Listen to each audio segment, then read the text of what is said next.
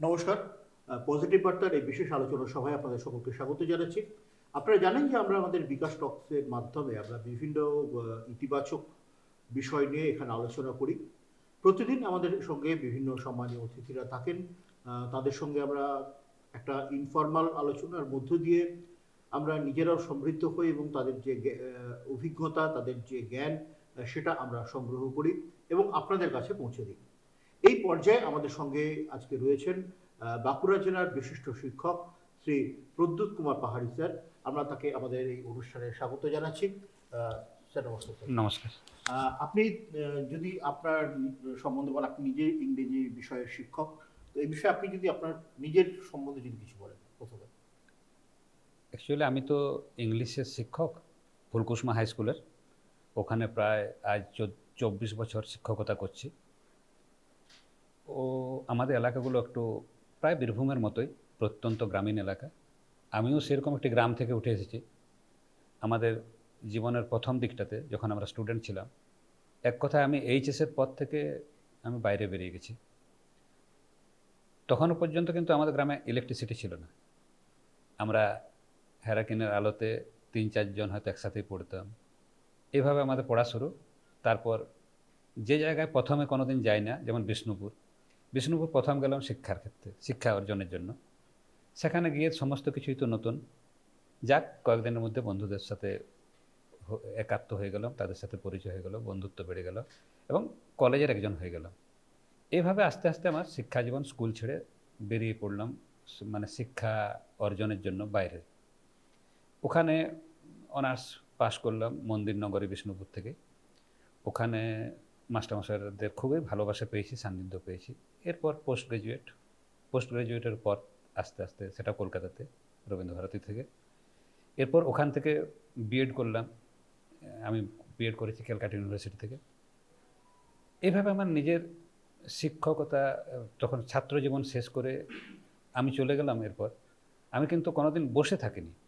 আমি বিএড পড়তে পড়তেই আমাকে কোনো মাস্টারমশাইদের ভালো লাগলো, অনেকে সেই সময় ডেপুটেড থাকতেন, তারা আমাকে নিয়ে চলে গেলেন নামখানা, ওধারে কাকদ্বীপের কাছাকাছি প্রায় নামখানা। সেখানে বছর 1.5-2 আমি শিক্ষকতা করলাম গেস্ট টিচার হিসেবে। এরপর এধারে কিন্তু আমাদের এসএসসি শুরু হয়ে গেছে। আমি এসএসসি দিলাম। ইন দ্য মিন টাইম আমি ওখান থেকে চলে গেলাম আবার ডিএভি পাবলিক স্কুলে। ডিএভি পাবলিক স্কুল থেকে সেখানেও আবার একটা নতুন শিক্ষাঙ্গনে, ইংলিশ মিডিয়াম স্কুলে রাঁচিতে, সেখানে আমার নতুন পরিবেশ। বছর 1.5-2 সেখানেও কাটলো। তারপর আমি এসএসসিতে পেতেই আবার ফুলকুসমা হাই স্কুলে এসে জয়েন করলাম এবং তখন থেকে লাইফটা অনেকটা স্মুথ সেলিং হলো। স্মুথ সেলিং হওয়ার পর অ্যাকচুয়ালি আমার জীবনে আমি কি দেখেছি, আমি সবসময় আপনাদের আজ আমি কিন্তু বলতেই ভুলে গেছি, এরকম একটা বিশেষ প্ল্যাটফর্মে আমাকে কিছু বলতে দিয়েছেন, এই জন্য ধন্যবাদ জানাতে ভুলে গেছি। কেন, I am not a public speaker, I M a teacher. আমাদের ছাত্রদের সাথে যেভাবে আমরা কথোপকথন করি সেইভাবেই বলবো।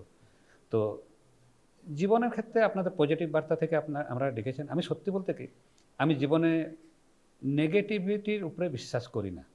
আমি জানি যে একমাত্র মানুষের মধ্যে পজিটিভ নেগেটিভ দুটোই আছে। আমি যে সবার সাথে মিশছি, সবার মধ্যে যে পজিটিভ কোয়ালিটি আছে, নেগেটিভিটি নেই এমন নেই, কিন্তু তার মধ্যে থেকে পজিটিভিটি আমাকে নিতে হচ্ছে। কেন, নেগেটিভ যদি আমার সে কাছের বন্ধু হয়, তাকে সেটাকে হাউ টু ডিসপেল, সেটা আমি চেষ্টা করি। আমার মধ্যে যদি থাকে, আমার কোনো বন্ধু বলে you should shun this habit, আমি সঙ্গে সঙ্গে সেগুলোকে ভাবি, at least I try to overcome those feelings, এবং within certain time I just get rid over it. আপনি মানে গ্রাম থেকে বেরিয়ে গিয়েছিলেন যে শিক্ষা লাভের জন্য, তারপর শিক্ষা মানে যে প্রাতিষ্ঠানিক শিক্ষা সেটা শেষ করার পর বিভিন্ন জায়গায় চাকরির জন্য বেরিয়েছেন। এটা কি আপনার মেন্টাল ডেভেলপমেন্টে কোনো একটা সহায়ক হয়েছে? ইয়েস, ইন ডিফারেন্ট অ্যাটমসফিয়ার যখন আমি কাজ করেছি, ধরুন নামখানাতে গেছি, সেখানে ওদের লাইফ থেকে আমি শিক্ষা নিয়েছি। আমি মানুষের সাথে মিশতে ভালোবাসি। সবচেয়ে আমার যেটা গুণ, আমাকে অনেক হয়তো আমার সাথে যারা থাকে, তোর এত কেন ওদের সাথে কথা বলিস, আমার ভালো লাগে ওদের সাথে কথা বলতে। ওখানের যে কলোকিয়াল ল্যাঙ্গুয়েজগুলো, সেগুলোকে আমি ডেভেলপ করার চেষ্টা করি। যার জন্য আমাকে অনেকে বলে, আপনার বাড়ি কোথায়? আপনার এই হসপিটালে এসেছি জানেন, আমার বাঁকুড়াতে বাড়ি। তো আমাকে বলছে, একজন বলছে, ও আপনার বাঁকুড়াতে তাহলে হিন্দি ভাষা, মানে আপনার বীরভূমের লোক, বলছে আপনাদের ওখানে হিন্দির কথা হয়। মানে বিভিন্ন জায়গা থেকে থেকে আমার আর লোকের কথাগুলো একটু আমার চলে আসে সেই জায়গার। তো তারপরে ওখানে মানুষের যে জীবনযাত্রা সেটাও দেখেছি, এবং হাউ পজিটিভ দে আর। নামখানায় তারা সারাক্ষণ হ্যাঁ, প্রকৃতির সঙ্গে প্রকৃতির সংগ্রাম সাথে করে। লড়াই করছে, এবং তাদের সাথে মিশে আমার একবার খুব শখ ছিল যে আমি একবার সমুদ্রেতে ওদের সাথে মাছ ধরতে যাব, কিন্তু আর যাওয়া হলো না, তার আগেই রাঁচিতে চলে গেলাম। আপনি পশ্চিমবঙ্গেও কাজ করেছেন, আপনি ডিএভিতে রাঁচিতেও ইয়েস, কাজ ইয়েস। করেছেন। কাজের পরিবেশটা কি রকম? কাজের পরিবেশ একই? অ্যাকচুয়ালি একই নয়।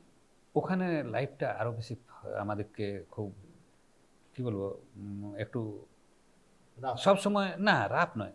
ও কাজের পরিবেশটা ওখানটাতে ভালো তো বলবোই, অবশ্যই। মানে ওখানে মানে কাজের প্রেশারটা বেশি। হ্যাঁ, আর এমনি স্টুডেন্ট আর অল অ্যালাইক, সব জায়গায় স্টুডেন্ট একই রকম। ছাত্রছাত্রীদের কি একটা সময় নিজেদের চেনা গণ্ডি থেকে বেরিয়ে চ্যালেঞ্জ নেওয়া প্রয়োজন yes, yes, for the development? Yes. অনেক সময় গ্রামের ছেলেরা, আমার আমার স্কুলের ছেলেরাও, তাদের সাথে আমি পার্সোনালি কথা বলেছি। ওদের হয়তো কারো শারীরিক গঠন ভালো, ওদের আমি গোড়া থেকে বলি, দেখো তোমার হয়তো যদি মনে হচ্ছে তোমার একটু অঙ্কটা কম জানো, ইংরেজিটা কম জানো, আরে পড়াশোনা তুমি জাস্ট প্রাতিষ্ঠানিক ডিগ্রি নাও, তারপর তুমি ফোর্সে চলে যাও। কারো যদি মধ্যে যদি স্পোর্টসম্যান কোয়ালিটি থাকে, আমি তাকে খুবই মানে এনকারেজ করি, এবং তার জন্য ছেলেরা খুব ভালোবাসে। ওরা পরে কিন্তু after success they just like to congratulate me. আপনি শান্তিনিকেতন মেডিকেল কলেজে এলেন কিভাবে? আমি শান্তিনিকেতন মেডিকেল কলেজে এলাম আমার ছেলেকে এখানে ভর্তি করার জন্য। আমি বিভিন্ন জায়গা থেকে খবর পেলাম, কলেজটা সম্বন্ধেও জানলাম। যখন শুনলাম এটা পিপিপি মডেলে আসছে এবং নতুন কলেজ হচ্ছে, আমার ছেলে আপনাদের কলেজের একবারে ফার্স্ট ব্যাচ। আচ্ছা। তো আমার এবং ওকে হ্যাঁ, আমার ওকে ডাক্তারি লাইনে পড়ানোর একটা ইচ্ছা ছিল, কারণ আমিও সায়েন্সের স্টুডেন্ট ছিলাম, তারপরে ইংলিশে চলে গেছি। তারপরে ছেলেকে ওই লাইনে নিয়ে যাওয়ার একটা বিশেষ ইচ্ছাও ছিল, যার জন্য আমি কাল বিলম্ব না করে ও কিন্তু মানে কোনো ইয়ার লস করেনি মেডিকেলে পড়তে আসার জন্য। আমি ওকে এখানে ভর্তি করে দিয়েছি। এখানে এই মেডিকেল কলেজটা আপনি বেছে নিলেন কেন? আরো আমি তো অনেক বেছে নিলাম, প্রথমত আমি বিভিন্ন জায়গা থেকে বিভিন্ন খবর পেলাম, তাতে আমি বিচার করলাম এক, অবশ্যই কবিগুরুর কর্মক্ষেত্র এটা, অবশ্যই। এটা তার জন্য। এবং আমার মনে হয় মানুষের, যিনি যে জায়গায় কাজ করেছেন তার কিন্তু সেখানে একটা প্রভাব পড়বে। আপনাদের মধ্যে নিশ্চয়ই সেরকম একটা মানে কবি চেতনা প্লাস সেটা তো থাকছে। আমি তো এখানে দেখে অবাক হয়ে গেছি, ঢুকতে ঢুকতে যখন দেখছি কবিগুরুর স্পিচ দিয়ে শুরু হচ্ছে, সেখানে how to become an a successful teacher, সেটা দেখে আমার ভালো লাগছে। যেখানে প্রথমেই লেখা আছে যে শিক্ষকতা করতে গেলে শিক্ষককে সবসময় লার্নিং প্রসেসে থাকতে হয়। এইসব আইডিয়ালগুলো মানে মেনলি, আর কলেজ সম্বন্ধেও আমি বিভিন্ন খবর নিলাম, তো যেগুলো হয়তো ঠিক এক্সপ্লেন করা যাবে না কেন ভর্তি করলাম, কিন্তু আমি সমস্ত পজিটিভ নেগেটিভ সমস্ত কিছু বিচার করে দেখলাম, না আমার এই কলেজটাকেই পছন্দ হলো। প্রথমত it is far from the madding crowd, শহরের ইয়ে থেকে একটু দূরে আছে। আর প্লাস এখানে যে পরিকাঠামো দেখলাম, পিপিপি মডেল দেখলাম, এই সমস্ত কিছুতে আমি ভেবে আমি ডাইরেক্ট এখানে চলে এলাম, আর আমার দ্বিতীয় কোনো ভাবলাম না। আপনি যখন এসেছিলেন তখন তো হসপিটাল তৈরি হয়নি, এখন ও হসপিটালটা তৈরি হয়েছে, কেমন দেখলাম? আমি তো মানে অ্যাকচুয়ালি অভিভূত যে 3.5 বছরে একটা প্রতিষ্ঠান এইভাবে বড় হতে পারে। I can't believe it. মানে what magical hand is behind it, আমি তো ভাবতে পারছি না।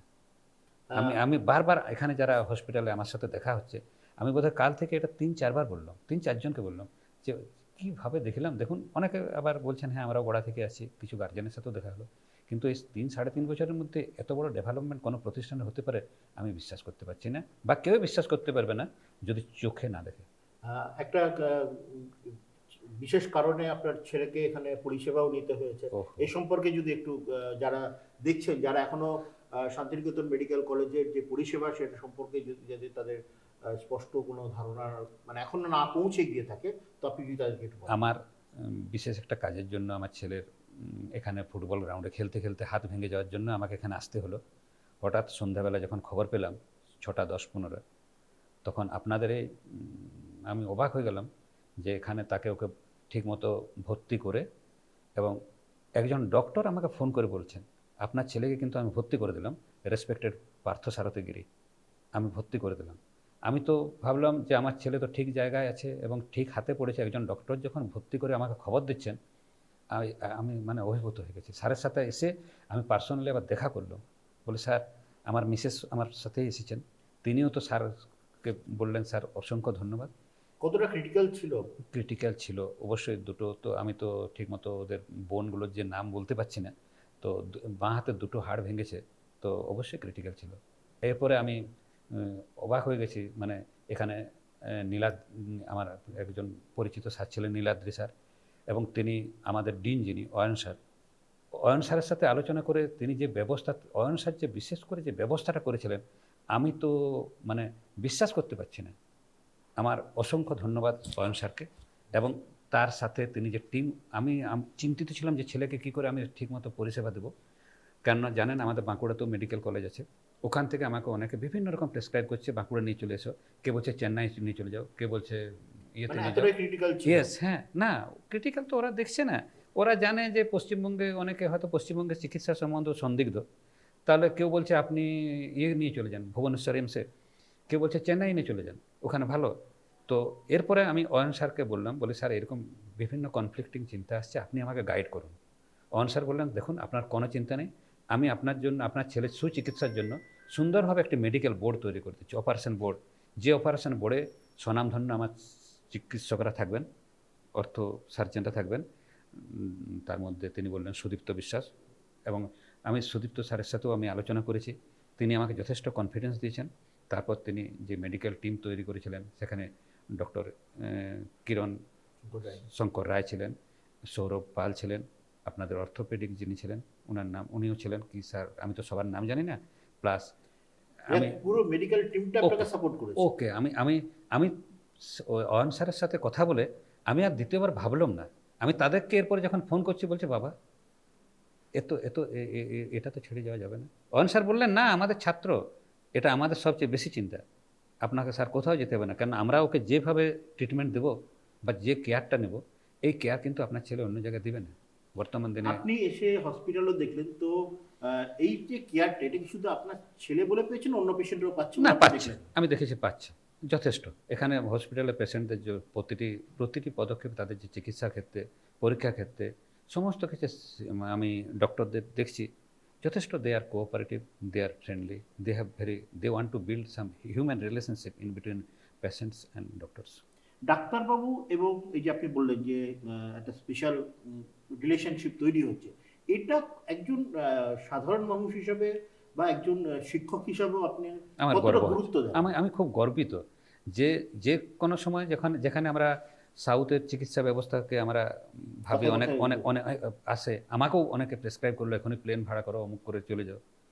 তো আমি বলবো যে এইরকম যদি মানে মহানুভব চিকিৎসক বা এরকম, আমি নিশ্চয়ই চিকিৎসকদের সাথে সাথে অবশ্যই আপনাদের অ্যাডমিনিস্ট্রেশনকে গ্রেটফুলনেস জানাচ্ছি আমার, কেন আমি জানি পুরোটা একটা টিম ওয়ার্ক আপনাদের চলছে। আমি বিভিন্ন জায়গায় খবর পেয়েছি, যেখানে যাচ্ছি, ইভেন যারা হয়তো আমার ছেলের পড়াশোনার সাথে যুক্ত নয়, আপনাদের বিভিন্ন হোস্টেল বা বিভিন্ন কাজকর্মের সঙ্গে যুক্ত, তারাও বলছে আপনার ছেলে, আমরা দেখেছি ওর এরকম ফুটবল খেলতে খেলতে হয়ে গেল। মানে সকলের মধ্যে যে কি একটা আকুতি, এটা আমাকে বিশেষ করে আপনাদের কাছে আমাকে ঋণী করে দিল। এই যে এটা, আপনি নিজেও শিক্ষক, তো এই পজিটিভ অ্যাটিটিউডটা, এটা মানুষের বেড়ে ওঠার ক্ষেত্রে কতটা গুরুত্বপূর্ণ বলে আপনি মনে করছেন? দেখুন, পজিটিভিটি ছাড়া কোনো মানুষ কিন্তু তার গোলে পৌঁছাতে পারবে না। There will remain some drawbacks. আমাদের জীবনে চলতে চলতে প্রচুর ড্রব্যাকস আসবে, যেগুলো আমাদেরকে পিছনে টানবে, হ্যাঁ, কিন্তু আমাদের সেগুলোকে বেশি গুরুত্ব দেওয়া চলবে না। যারা পজিটিভ থিঙ্কার্স, তাদের সাথে আমাদের থাকতে হবে। আর যেসব মানুষ দেখবেন ওই নেগেটিভিটিতে বিশ্বাস করে না, দে ক্যান ডু নাথিং। ওরা কেবলমাত্র সমালোচনা করে, আর মানুষের পজিটিভ দিকগুলো তারা দেখেনি বলে ওই সমালোচনা করে তারা এত জিনিস পায়। নতুবা সমালোচনা করার রসদ মানুষের মধ্যে নেই। মানুষের মধ্যে পজিটিভ জিনিসগুলোকে আমাদের নিজেদের মধ্যে, যার মধ্যে যা পাবো সেগুলো আমাদের মনে নিয়ে আসা উচিত। একটা ছোটো ছোটো জ্ঞান হিসাবে সেগুলো আমাদেরকে সাপোর্ট করবে। ভালো জিনিসটাকে নেওয়া উচিত। ভালো জিনিস অবশ্যই। মানুষের মধ্যে কার কি নেগেটিভ আছে সেটা দেখবো কেন আমরা? কেন এই পৃথিবীতে কোনো মানুষই তো একরকম, দুটো মানুষ একরকম হতে পারে না। তার যে পজিটিভ জিনিস এটা আমাদেরকে নিতে হবে বিভিন্ন সোর্স থেকে তাতে মহাপুরুষদের জীবনীগুলো আমাদের পড়তে হবে। প্লাস অনেকে আমার যেমন হয়তো অনেক সময় পড়ার সময় হচ্ছে না, তাতে আমি বিভিন্ন মনীষীদের যে কোটেশনগুলো সেগুলো পড়তে হবে। আমি ছাত্রদেরও বলবো, বিভিন্ন প্রফেশনে যারা আছে সকলের সেগুলো মাঝে মাঝে দেখা উচিত। প্লাস আমাদের ডিভিনিটির উপরে আমাদের ভরসা রাখতে হবে যে দেয়ার রিমেন সাম ডিভাইন স্পিরিটস। আমরা হয়তো অনেক সময় চাকচিক্য দেখে ভুলে যাই, কিন্তু আমাদের যদি আধ্যাত্মিক চেতনা বিকাশ না হয় তাহলে মেটেরিয়াল ওয়ার্ল্ড আমাদেরকে সুখ দিতে পারবে না। আর আধ্যাত্মিক ওয়ার্ল্ডে দেয়ার ইজ নাথিং নেগেটিভিটি, কোনো সেখানে নেগেটিভিটি নেই, সেখানে সমস্ত কিছু পজিটিভ। আমরা বিভিন্ন, আমি তো সব ধর্মশাস্ত্র পড়ি না, মানে পড়ার সুযোগ হয়নি, পড়তে ইচ্ছা করে, কিন্তু অপারকও হয়ে যায়, অনেক সময় বুঝতে অসুবিধা হয়। আমরা সেখানে দেখেছি, যেমন শ্রীমদ্ভগবত গীতাতে যখন অর্জুন বিহ্বল হয়ে পড়েছেন, শ্রীকৃষ্ণ কীভাবে তাকে উদ্বোধিত করেছেন। আমাদের সামনেও এই বর্তমান জগতেও কিন্তু সেইভাবে উদ্বোধিত করার লোক আছেন। আপনার বিশেষ করে I would like to thank mister মলয়পীঠ। তিনি যেভাবে বিভিন্ন প্রতিষ্ঠানগুলো গড়ছেন, যেভাবে সেখানে তো দেখে আমি অবাক হচ্ছি কত মানুষ সেখানে কাজ করছে। এবং আমার সবচেয়ে ভালো লাগছে কি জানেন তো, আপনাদের এখানে এসে এখানে সকলের মধ্যে খুব পজিটিভ স্পিরিট আছে, এটা আমাকে ভালো লাগছে। মানে he has created A positive vibe through out his surroundings, এটা আমার ভালো লাগছে। আপনাকে অনেক অনেক ধন্যবাদ স্যারকে। স্যার তার মূল্যবান সময় আমাদের সঙ্গে দিয়েছেন। একজন ছাত্রের অভিভাবক হিসেবে শুধু নন, তিনি একজন আমাদের শান্তিনিকেতন মেডিকেল কলেজের যে পরিষেবা সেটাও তিনি দেখেছেন। এবং তিনি যেটা বারবার বলছেন যে ছাত্রছাত্রী থেকে শুরু করে প্রত্যেকটা মানুষের মধ্যে একটা ইতিবাচক ভাবনা, একটা পজিটিভ ভাবনা, এটা থাকা খুব প্রয়োজন। পজিটিভ ভাবনা না থাকলে কখনোই কোনো কাজে উন্নতি হওয়া সম্ভব নয়, কখনো কোনো উন্নয়ন করাও সম্ভব নয়। আমরা এই পজিটিভ ভাবনাকে সকলের মধ্যে পৌঁছে দেওয়ার উদ্যোগ নিয়ে আজকের পজিটিভ বার্তার এই বিশেষ আলোচনা সভা এখানেই শেষ করলাম। নমস্কার।